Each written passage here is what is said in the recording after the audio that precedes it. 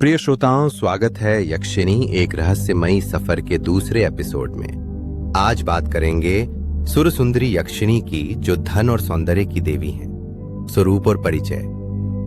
सुरसुंदरी यक्षिणी का स्वरूप इतना मनमोहक है कि वो हर किसी को मंत्रमुग्ध कर देती हैं। वे स्वर्ण रेशमी वस्त्र पहनती हैं जो सूरज की किरणों की तरह चमकते हैं। उनके रत्न जटित आभूषण जैसे सोने के हार, कंगन, कुंडल और कमरबंद उनके वैभव को दर्शाते हैं। उनके एक हाथ में कमल का फूल और दूसरे में धन का स्वर्ण कलश होता है, जो समृद्धि और उर्वरता का प्रतीक है। उनकी आंखों की चमक और कोमल मुस्कान प्रकृति के सौंदर्य को जीवंत करती है। सुरसुंदरी अलकालोक में निवास करती हैं, जो कुबेर, धन के देवता, की स्वर्गीय नगरी है। अलकालोक में स्वर्ण मंदिर, फूलों के बगीचे और रत्नों से सजी सड़कें हैं। पुराणों में सुरसुंदरी कुबेर की मुख्य सहायिका है, जो अलका नगरी के खजानों की रक्षा करती हैं। उनकी शक्तियां साधक को न केवल भौतिक धन देती हैं, बल्कि मन की शांति और पारिवारिक सुख भी प्रदान करती हैं। साधना विधि। सुरसुंदरी की साधना के लिए पूर्ण अनुशासन और श्रद्धा जरूरी है। यहां है पूरी विधि। संकल्प। अपना उद्देश्य स्पष्ट करें। धन, समृद्धि या शांति। शुद्धि।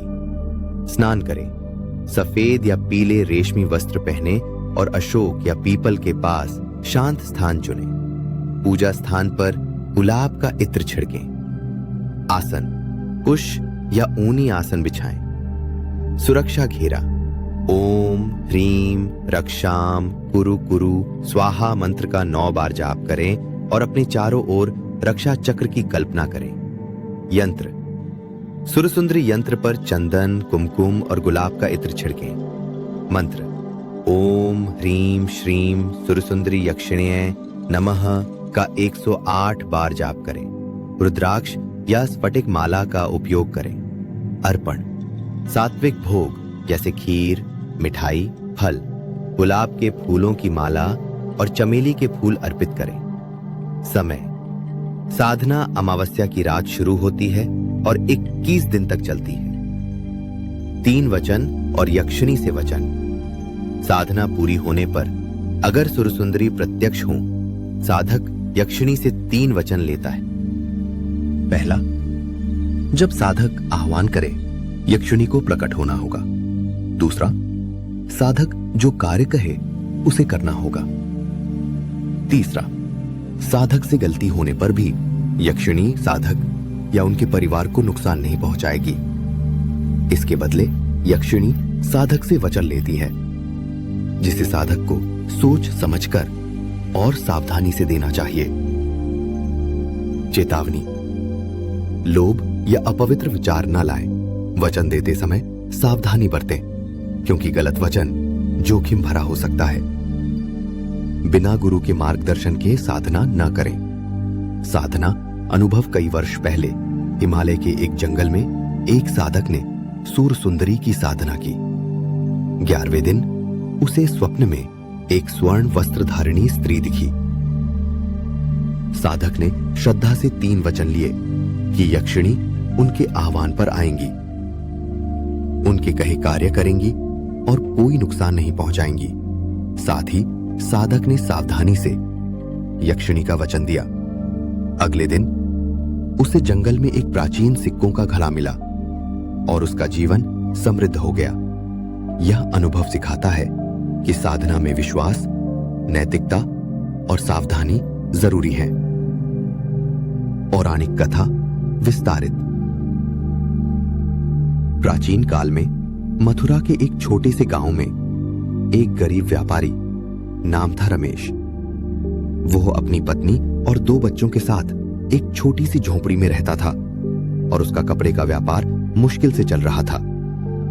एक रात उसे स्वप्न में एक बूढ़े साधु ने दर्शन दिए और कहा, सुरसुंदरी यक्षिणी की साधना करो, वे तुम्हें धन और सुख देंगी।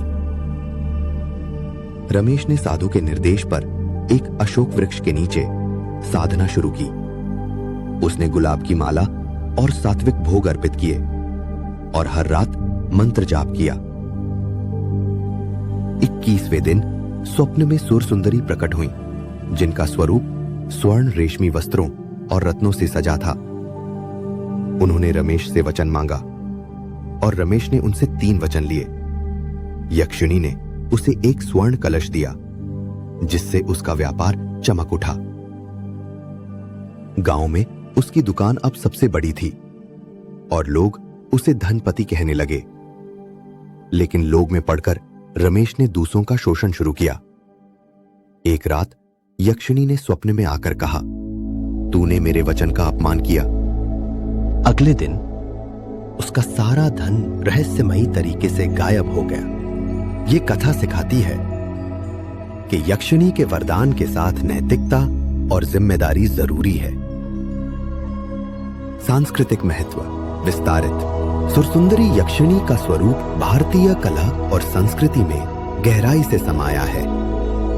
सांची के स्तूपों और बरहुत की मूर्तियों में यक्षिणियां अशोक वृक्षों के साथ उकेरी गई हैं, जो प्रकृति और उर्वरता का प्रतीक है।